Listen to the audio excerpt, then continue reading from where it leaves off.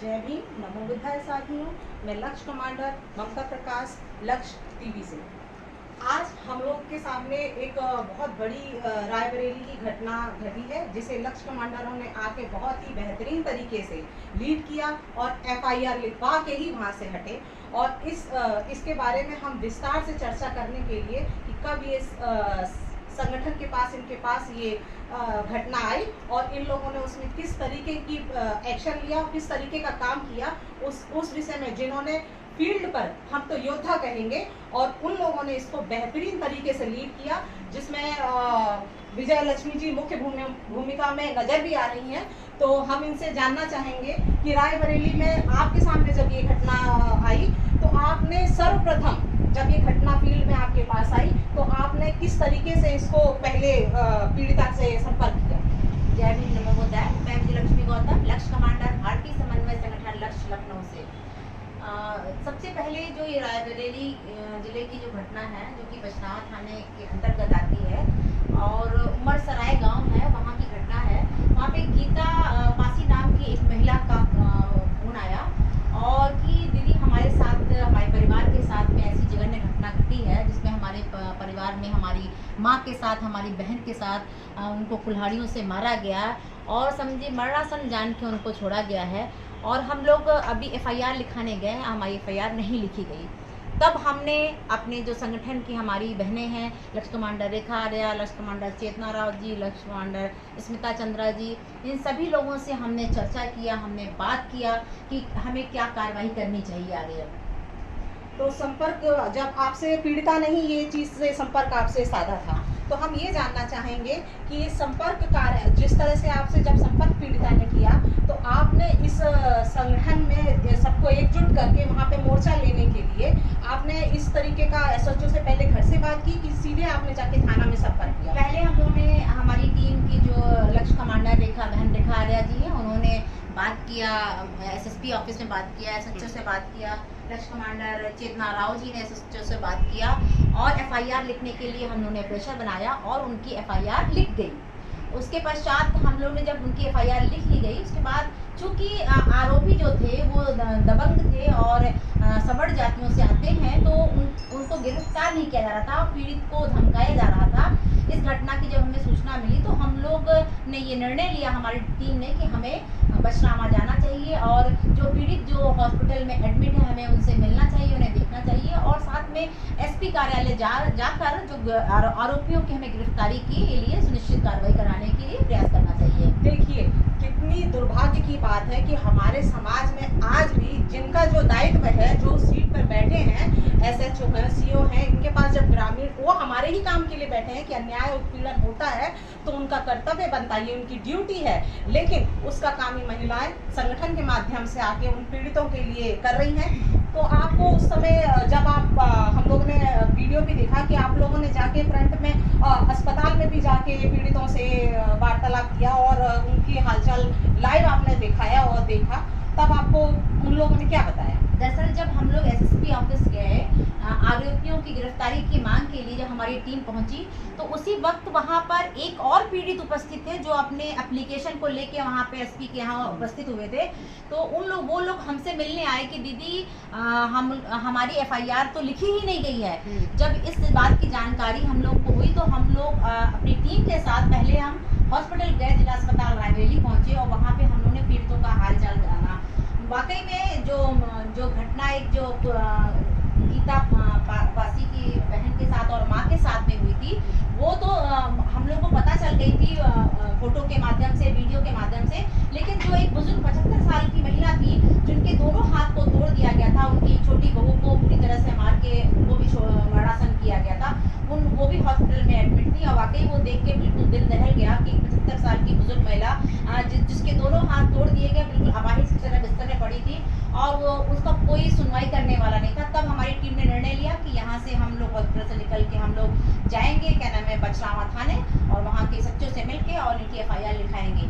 जब देखिए, हम लोग ये कह सकते हैं कि महिलाएं घर भी संभालती हैं और जब जब मौका पड़ता है तो फ्रंट में आके अपने हक अधिकार के लिए भी लड़ सकती हैं। ये संगठन ने, इस तरह की योद्धा महिलाओं ने ये साबित करके दिखा दिया है कि जब जिम्मेदार सरकारें बहरी हो जाएं और उत्पीड़न इस स्तर तक बढ़ जाए तो हर किसी को घर से निकल के मोर्चा लेना ही पड़ेगा। और दलित शोषित इस तरीके की घटनाएं सहन कर, जब उनमें भी एक हिम्मत आएगी और वो हमारे संगठन से, इन महिलाओं से अपने न्याय की मांग कर सकता है और संगठित होके, देखिए ये लोग डटी रही वहाँ पर और इन्होंने वहाँ से लाइव आकर बोला कि जब तक यहाँ से आप SHO साहब आपको ये लिखना पड़ेगा। और आपने जब अगर ये चीज देखिए कितनी मतलब वो है कि ये संगठन में ये महिलाओं ने कहा कि हम यहाँ से नहीं जाएंगे, आप अपना उस SHO से आप अपना, हम लोग करीब 2:30 बजे के करीब हम लोग वहाँ पर शामा थाने हम लोग कोतवाली पहुँच गए। और थोड़ी देर बाद हमारी SHO से बात हुई। हमने पूछा कि आप कहाँ पर हैं, तो मैडम मैं कुछ दूरी पर गया हूँ, आधा घंटा मुझे लगेगा आने में। और वो फिर आधे घंटे बाद आए। फिर हम लोग जैसे ही उनके ऑफिस में हम लोग जाकर बैठे, उन्होंने कहा मैम बताइए क्या बात है। तो हम लोग ने चर्चा करी कि ये पीड़िता है और इनकी जो है उसी दिन इनके साथ भी घटना घटित हुई है इनके परिवार के साथ में, और आपने इनकी FIR नहीं लिखी है। रात में 10 बजे ये भी एप्लीकेशन लेकर आई है। मतलब वो SHO इतनी जाति मानसिकता से पीड़ित था कि उसने वो FIR लिखने से स्ट्रिक्टली मना कर दिया कि मैं तो FIR नहीं लिखूंगा।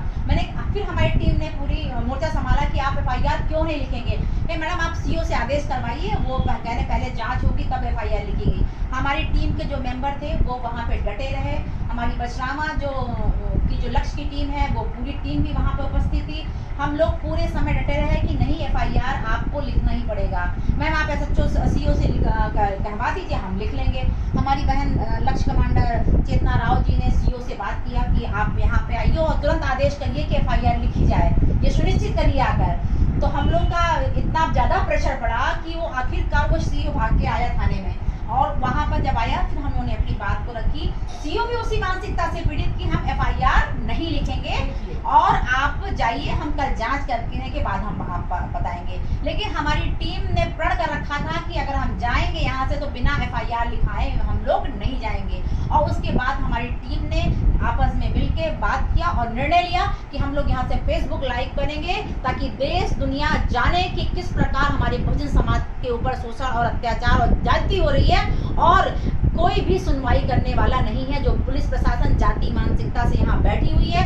और उस वक्त जो पीड़िता मेरे साथ वहाँ पे उपस्थित थी उसने बताया कि दीदी ये जो कुर्ता एक ग्रीन पहन के टहल रहा है ये उन आरोपियों में शामिल है जिसने हमारी सास को बुरी तरह से मारा और उनके हाथ को। यहाँ मैं एक मिनट आपको रोकना चाहूंगी।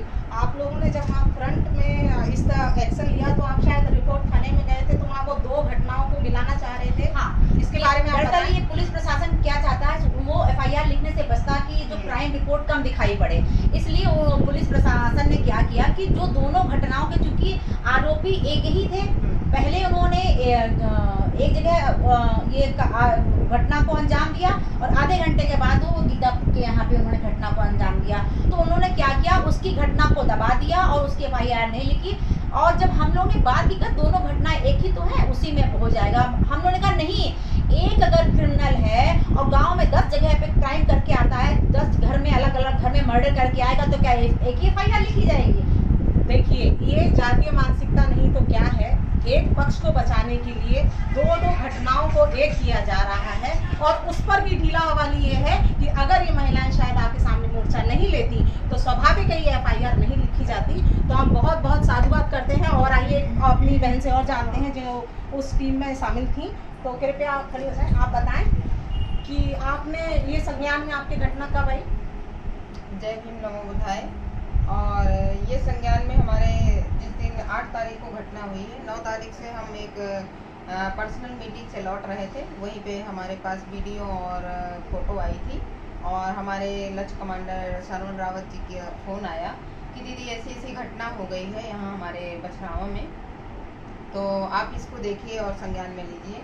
तो ये चीज़ें देखी गई और फिर हम और विजय लक्ष्मी लक्ष्य कमांडर साथ में थे, दोनों लोगों ने देखा। फिर हमने रेखा आर्या बहन को ये फोटो और वीडियो भेजी और जब हम लोगों ने सारी कमांडरों ने मिलकर इस पे चर्चा करी कि हाँ ये बहुत बड़ी घटना है, बहुत ही दर्दनाक था। सारे खून में लथपथ थे, सारे वहाँ की जो बेटियाँ थी और जो महिलाएं थी सारे लथपथ थे, एकदम देख के एकदम रोए थर्रा गए कि हमारे बहुजन समाज के साथ इस तरह से दर्दनाक घटनाएं हो रही हैं। वाकई में सोचिए उस समय एक हम कमांडर हैं, क्योंकि समाज में निकलते हैं तो मेरा खून खौल गया हम सारी कमांडरों का कि नहीं हमें तो कल ही पहुँचना है। फिर हम लोगों ने निर्णय लिया और हम लोग वहाँ पहुँचे बछरावा। बहरहाल यहाँ पर हम विस्तार से एक और से धन्यवाद आपका। आप बताइए कि आप लोग इस घटना में ग्राउंड स्थिति इतनी भयानक है, आपने फ्रंट में आके बात की, आप एफआईआर लिखवाने में कब तक कामयाब हो, प्रशासन आपके आगे कब झुका?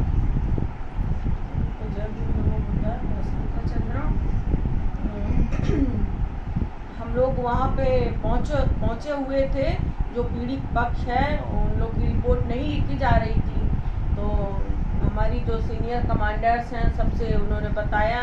कृपया आप बताएं कि समय आपको, क्योंकि विस्तार से और महिलाएं बता चुकी हैं, आपको प्रशासन ने कितने देर तक वहाँ बैठाए रखा और आपने दबाव बना के कब सफल हुए, कितना समय आपका उन लोगों ने लिया?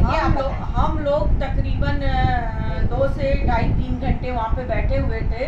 2:30 बजे हम लोग पहुँच गए थे, तो वहाँ पे बात हुई तो उन्होंने बोला कि एसएचओ साहब अभी नहीं आए हुए हैं। तो हम लोग इंतज़ार करते रहे, अंदर बैठे रहे, बाहर बैठे रहे, काफ़ी देर तक इंतज़ार किया। काफ़ी इंतज़ार के बाद वो पहुँचे तो उनसे वार्ता हुई, तो फिर उन्होंने बोला कि तकरीबन 2.5-3 घंटा आपको एफआईआर के लिए जद्दोजहद करना पड़ा। तो देखिए कितनी दयनीय स्थिति है हमारे दलित समाज की, कि जो लाइव है, जो सर फटा हुआ है, हाथ टूटा हुआ है, और हमारे बहुजन समाज के साथ इस तरह से दर्दनाक घटनाएं हो रही हैं। वाकई सोचिए, उस समय एक हम कमांडर हैं, क्योंकि समाज में निकलते हैं तो मेरा खून खौल गया हम सारी कमांडरों का कि नहीं, हमें तो कल ही पहुंचना है। फिर हम लोगों ने निर्णय लिया और हम लोग वहाँ पहुँचे बचाव। बहरहाल यहाँ पर हम विस्तार से एक और से धन्यवाद आपका। आप बताइए कि आप लोग इस घटना में ग्राउंड स्थिति इतनी भयानक है, आपने फ्रंट में आके बात की, आप एफआईआर लिखवाने में कब तक कामयाब हो, प्रशासन आपके आगे कब झुका?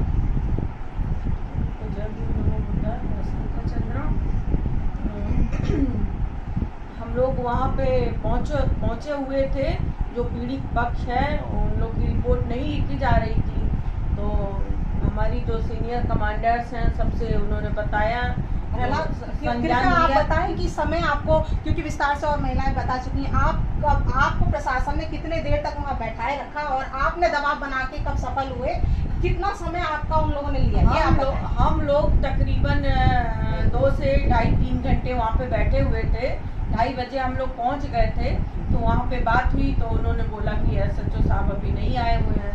तो हम लोग इंतज़ार करते रहे, अंदर बैठे रहे, बाहर बैठे रहे, काफ़ी देर तक इंतज़ार किया। काफ़ी इंतज़ार के बाद वो पहुँचे तो उनसे वार्ता हुई, तो फिर उन्होंने बोला कि तकरीबन 2.5-3 घंटा आपको एफआईआर के लिए जद्दोजहद करना पड़ा। तो देखिए कितनी दयनीय स्थिति है हमारे दलित समाज की, कि जो लाइव है, जो सर फटा हुआ है, हाथ टूटा हुआ है, और पुलिस प्रशासन उस पर कार्रवाई करने के लिए फ्रंट में जो महिलाएं हमारी कमांडर्स जाती हैं और उन्हें किस तरीके से बैठा के, उनको शायद आप लोगों से ये भी कहा गया था, कृपया आप बताएं कि आप लोगों से शायद ये भी कहा गया था कि आप लोग बाहर जाइए, बैठिए। जब हमारी एसएचओ से हम लोग की बात हो रही थी, उसी दौरान एसएचओ को बड़ा क्रोध आ रहा होगा कि ये महिलाएं इस तरह डटी कैसे हुई हैं। देखिए सोचने वाली बात है ये, जो जब हम लोग बोल रही हैं, हमने कहा आप एफआईआर लिखिए, कहा कि क्या ठीक है, हाँ लिख देंगे, अब आप लोग बाहर जाइए। ये जैसे ही बात हम लोगों ने सुनी, हम लोग पूरी हमारी टीम उनके ऊपर चढ़ गई। हमने कहा आपकी जरूरत कैसे हुई कि आपने हमको कहा बाहर बैठने के लिए, हम यहीं बैठेंगे और एफआईआर लिखवा के जाएंगे, आप हमको यहाँ से हिला नहीं सकते हैं। और उसके बाद क्या कि फिर हमने ये बात भी उनको बोली, क्योंकि जब हम वहाँ बैठे थे उसी दरमियान एक बेचारा पीड़ित कोई अपनी घटना को लेकर आया होगा एप्लीकेशन लेके, उस एसएचओ ने उसको 2 मिनट के अंदर दुत्कार के भगा दिया। हमने उस एसएचओ से पूछा कि आप कह रहे हैं कि हमें कि आप बाहर जाइए और हम और लोगों की सुनवाई करें। हमने आपकी सुनवाई अभी देखी कि एक पीड़ित व्यक्ति आपके पास अपना एप्लीकेशन लेके आया कि सर हमारे साथ ये घटना हो गई है, और आपने उसको डांट के उल्टे पैर वापस है कि एप्लीकेशन लेकर जाओ और भी थाने हैं वहां पर रिपोर्ट दर्ज कराओ। तो ऐसी घटनाएं होती हैं जो पुलिस प्रशासन है, जो चाहे बहुजन समाज के लोगों के साथ साथ जो आम जो लोग हैं, जो गरीब हैं, जो दबे कुचले हैं, उनकी भी वो एफआईआर नहीं लिखते हैं अपनी रिपोर्ट को अच्छा बनाने के लिए। शासन प्रशासन का इतना रवैया लचर है, जो आपकी सेवा के लिए वहाँ बैठे हैं, आपकी सुरक्षा के लिए बैठे हैं, और आप जब उनसे अपनी सुरक्षा मांगने जाते हैं तो उनके न्याय दिलाने सामने वाले लोगों को भी आपसे भिड़ना पड़ता है और अपमान सहन करना पड़ता है। तो हम इसमें सरकार की निंदा करेंगे। और आइए हम अपनी वहाँ पे जो लीड कर रही थी लक्ष्य कमांडर रेखा आर्या जी, सबसे पहले इन्हीं के संज्ञान में घटना आई और आप विस्तार से बताएं कि आपने कैसे इसको लीड किया और कैसे आप बहनों को कलेक्ट करके वहाँ पे हॉस्पिटल गए, हॉस्पिटल के बाद आप FIR करा के वहाँ से मिले। जय भीम, नमो बुद्धाय। मैं रेखा आर्या, लक्ष्य कमांडर। पहले तो मुझे ये 9 तारीख को पता चला कि ऐसी ऐसी यहाँ पे घटना घट गई है। उसमें अभी तक कोई कार्रवाई नहीं हुई है और उसमें गीता देवी है, उन्होंने कॉल करी। तो उस समय पता चलने के बाद जो हमारी लक्ष्य टीम वहाँ जो उसमें रायबरेली में उपस्थित थे, सरवन और बबलू से मैंने जानकारी ली। तो उन्होंने कहा दीदी ये घटना हुई है।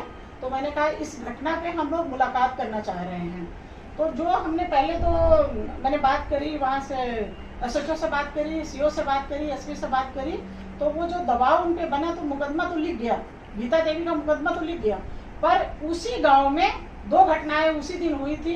जो इस घटना को अंजाम देने वाले थे, जो मुजरिम थे वो भी उसी गांव थे और जो पीड़िता थे वो भी दोनों उसी गांव के थे।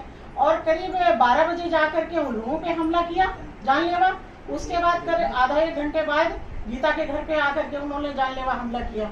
तो ये सब जानकारी मिलने के बाद मुझे ये लगा कि पीड़ित परिवार से मुलाकात करी जाए। किस तारीख की घटना? ये घटना है 8 तारीख की, 9 तारीख को हमें पता चला। और आप लोगों ने इस पे एक्शन कब लिया? थाने पे आप लोग गए थे? हम लोगों ने 9 तारीख को एक्शन लिया। 9 तारीख। ये नहीं 9 तारीख को एक्शन लिया तो एक मुकदमा लिख गया। उसके बाद हम लोग जो जाने की बात करी है, तो पहले मैंने चेतना जी से बात करी कि भाई हम लोग, पहले मैंने सर से बात करी कि वहाँ जाना है, मुझे ऐसे पीड़ित परिवार से मुझे मुलाकात करनी है। तो मैंने चेतना जी से बात करी, विजयलक्ष्मी जी से बात करी, ये लोग हमारी कमांडर तुरंत तैयार हो गई। फिर मैंने सरवन से बात करी। तो वहाँ की टीम और यहाँ की टीम, अस्मिता चंद्रा जी थी, अनीता जी थी, राजकुमारी जी थी, कौशल जी थे और नीलम चौधरी जी थी। भाई इतनी टीम हमारी तुरंत तैयार होकर के हम लोग गए। पहले वहाँ गए रायबरेली, SP से मुलाकात करी, रायबरेली SP से मुलाकात करी। तो वहीं पे ये जो दूसरा पक्ष था, परिवार था, जो वो खड़ी हुई थी, वो उसका नाम था अनीता, ममता खड़ी थी। वो अपना एप्लीकेशन लेकर के खड़ी थी। तो पहले तो हमने उस केस की बात करी, गिरफ्तारी की बात करी। वहीं पे ममता खड़ी हुई थी अपना एप्लीकेशन लेकर के। तो ममता से जब बात करी तो ममता ने कहा कि उसी दिन की घटना है और अभी तक हम जब उसी दिन जिस 8 तारीख की घटना है, 8 तारीख को रात में 10 बजे जब हम मिलने गए, थाने गए, तो हमको वहाँ से भगा दिया गया। मेरी कोई कार्रवाई नहीं करी गई। और जबकि जो उस परिवार की जो 70 साल की जो महिला है, उनके दोनों हाथ टूटे हुए थे। एक महिला को खूब गंभीर चोटें लगी थी। उन्होंने क्या किया, कुल्हाड़ी से, फरसे से उन्होंने ताबड़तोड़ उन पे हमला किया। और ये वहाँ की जो प्रशासन, जो पुलिस थी, वहाँ पहुंची और मौके पे देख करके उन्होंने कोई कार्रवाई उस पर नहीं करी। देखिए कितना दुखद है कि जब ये टीम जाती है, जो घटना सामने है उस पर ये लोग उसको नजरअंदाज कर रहे हैं और कहते हैं जमीनी स्तर पर जब ये लोग हॉस्पिटल में गए और शासन प्रशासन के बाद जब इन्होंने संपर्क साधा तो उसको भी ये लोग नकारने के लिए और शायद आप FIR में बता रहे थे धाराएं भी घटाने के लिए बोल रहे थे। तो कह रहे थे कि थाना आप दूसरे थाने में रिपोर्ट होगी, ऐसा भी कुछ मामला था? देखिए पहले तो वहाँ से मिले, फिर हॉस्पिटल में मुलाकात हुई। तो जो वो महिला मिली थी उसको फिर अपने साथ में हम लोगों ने कहा कि भाई अब हम थाने चलते हैं इसमें कार्रवाई करवाने के लिए, इसका मुकदमा हर हालत में लिखवाएंगे।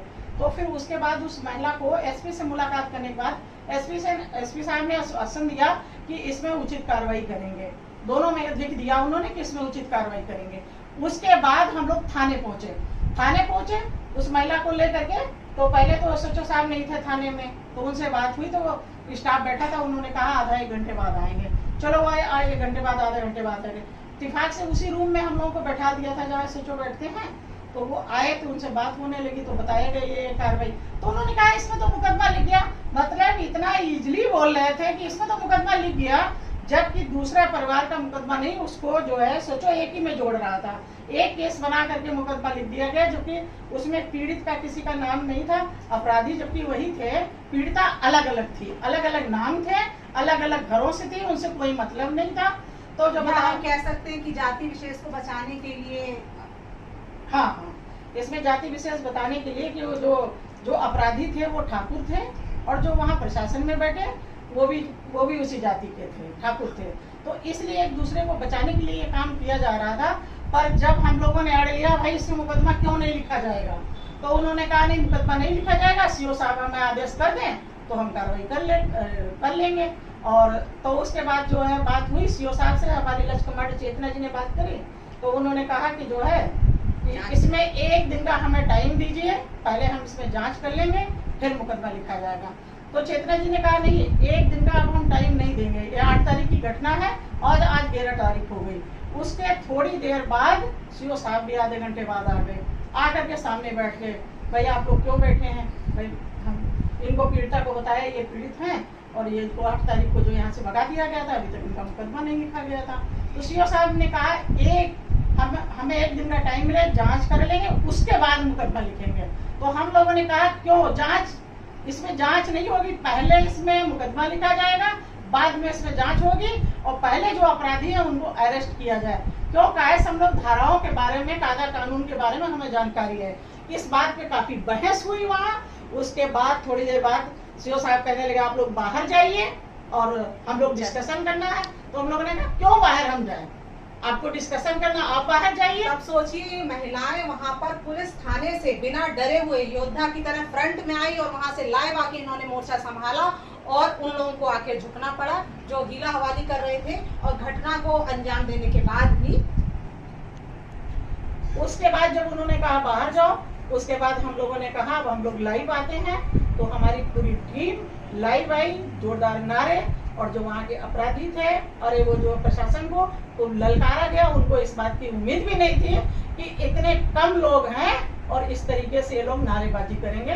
उसके बाद वहाँ पे एक पत्रकार आए, उसके बाद एक पत्रकार आए और एक पत्रकार आए। उसके बाद उन्होंने कहा कि आप लोग बहुत अच्छा कार्य कर रहे हैं, आप जो है सोशल वर्कर हैं, सामाजिक हैं और आप लोगों को सीओ साहब अंदर बुला रहे हैं। जबकि हम लोग 1 घंटे तक नारेबाजी हुई वहाँ पे। उसके बाद इन लोगों ने जब ये दबाव बनाया वहाँ पे फ्रंट में, ग्राउंड रिपोर्टिंग देखने के बाद अगर शायद ये महिलाएं वहाँ पे प्रेशर बनाने में, दबाव बनाने में कामयाब नहीं होते तो शायद वो इस तरीके से उन्हें बुलाते भी ना।